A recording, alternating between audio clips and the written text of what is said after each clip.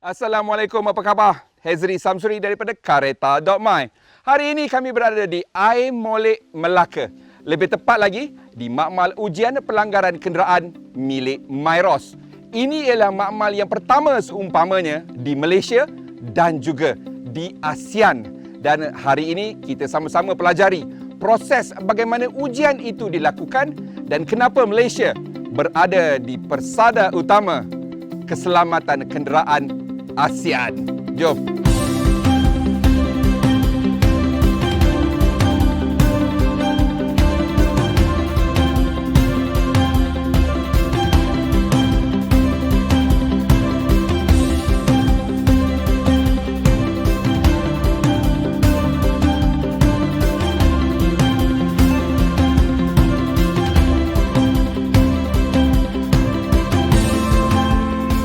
Ujian pelanggaran yang kita akan saksikan ialah dengan Nissan Kicks.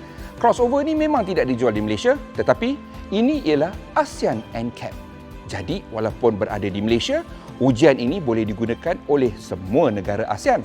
Indonesia, Thailand, Singapura, Philippines, Laos, Myanmar, Vietnam dan Malaysia. Ujian ini dinamakan ujian pelanggaran hadapan 40%. Kenapa 40%? Kerana bila kenderaan berlaga dengan kenderaan yang satu lagi, dia jarang ngam 100%. Dia ada offset 40%. Dan ini bukannya halangan kaling-kaling yang boleh kita buat sendiri.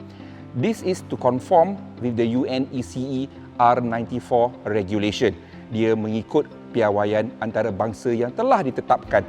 Jadi ini ialah umpama pelanggaran sebuah kenderaan dengan sebuah kenderaan lain dengan offset 40%.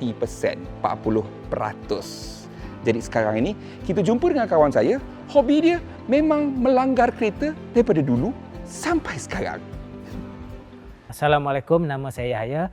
Dekat lab ni, sejak bermulanya ni dan saya involve dari awal, memang kalau kita tengok number di kereta itu, nombor 176, bermakna kita dah buat sebanyak 176 crash dan saya involve daripada permulaan hingga sekarang.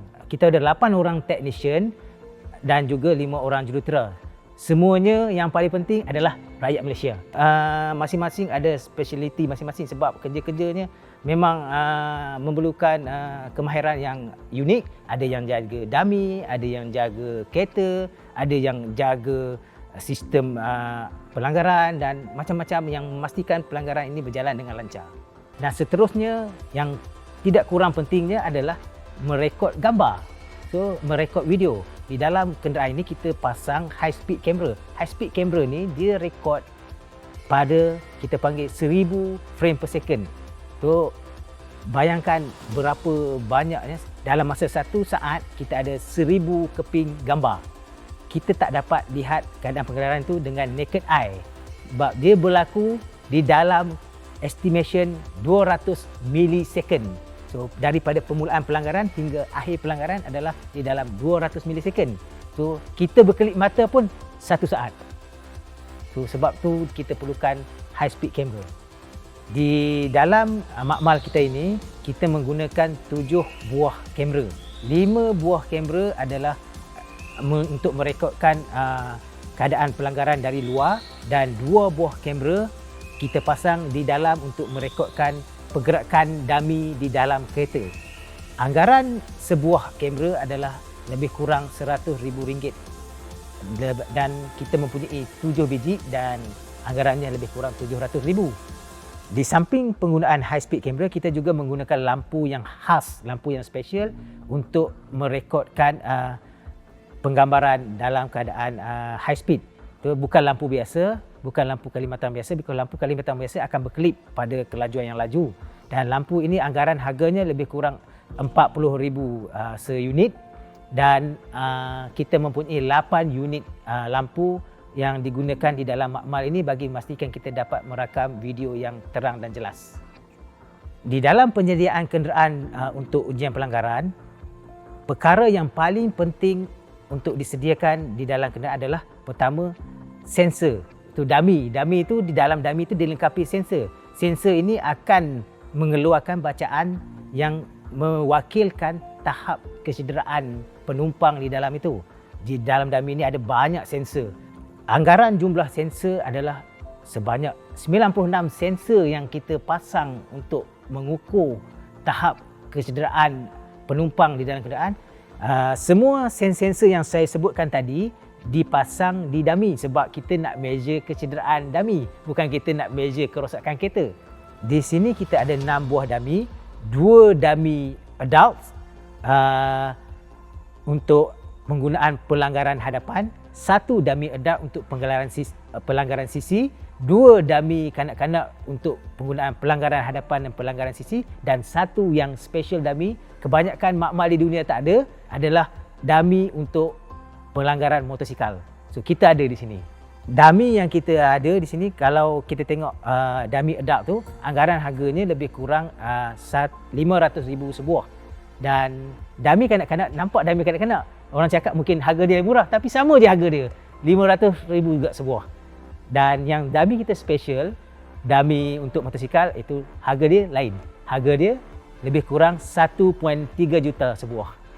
Dia memang special, dia dari dummy tu dia memang sebab dimodify untuk boleh digunakan atas motosikal. Sebab tu harga dia special. So harga dia lebih mahal daripada dummy-dummy yang digunakan di dalam kereta. Last question. Okey.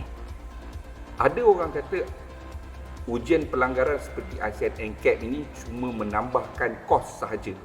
Jadi kenapa kita buat ujian pelanggaran ASEAN NCAP ni? Okey. Itu yang orang selalu cakap menambahkan kos. Bagi kita orang, kalau tengok kejayaan kita orang, pernah dengar tak? Pro 2 Asia dengan Pro 2 Viva. Harga dia sama. Sebab yang paling penting untuk ujian pelanggaran, untuk safety ni, kalau kita design from early stage, kos dia tak bertambah. Kos dia tak berbeza. Kita dapat kereta yang lebih baik dari segi Pro 2 Asia compare to Pro 2 Viva, tapi kita dapat dengan harga yang sama. Pak Ya, boleh berikan sedikit tak tips untuk membeli kenderaan? Okey. Bagi saya berharap semua orang sebelum membeli kenderaan, sebab safety itu sangat penting. So, bolehlah semak-semak laman web kita, ataupun boleh juga tengok sekarang dah ada label safety dekat kereta tu. So, semak tahap keselamatan kenderaan dia dan tengok rating yang baik dan pilihlah kenderaan yang lebih baik untuk keselamatan kita semua. Yang penting keselamatan keluarga kita. Kenderaan yang akan diuji itu akan menggunakan trek ini sejauh 125 meter pada kelajuan 64 km sejam sebelum ia merempuh blok tadi itu. Ujian bakar bermula hanya sekali sahaja boleh dilakukan. Bismillahirrahmanirrahim. InsyaAllah okey.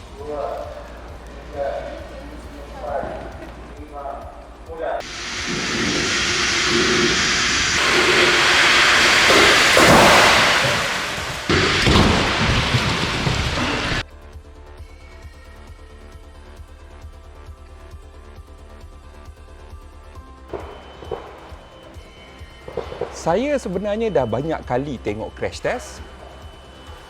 Kali ini bunyi dia memang kuat. Dan seperti anda lihat, kenapa dia orang letak tayar-tayar buruk kat tepi itu? Kerana kenderaan itu boleh melantun ke tepi. Memang ini adalah satu ujian yang sangat berbahaya dan ada beribu-ribu data yang akan dikumpulkan. Kerana itu, apa yang mereka lakukan ini perlu pengetahuan yang sangat tinggi. Dan di sini saya dapat lihat sendiri kemahiran anak-anak tempatan kita dalam membuat ujian berskala tinggi ini. Sekarang ujian pelanggaran hadapan offset di Formula Barrier untuk hari ini telah habis. Tetapi prosesnya belum habis sebab kita kena proses injury data untuk mendapatkan tahap keselamatan kenderaan ini. Proses ini memakan masa lebih kurang 2 minggu untuk kita dapat result akhir yang memaparkan star rating untuk kereta ini. Jadi itu dia. Alhamdulillah. Semua okey nampaknya. Semua selamat. Kamera saya pun selamat. Sehingga kita ketemu lagi, kita tunggu ujian dia ni nanti. Sekian saja. Hezri Samsuri daripada Makmal Ujian Pelanggaran MyROS di Air Molek, Melaka. Assalamualaikum.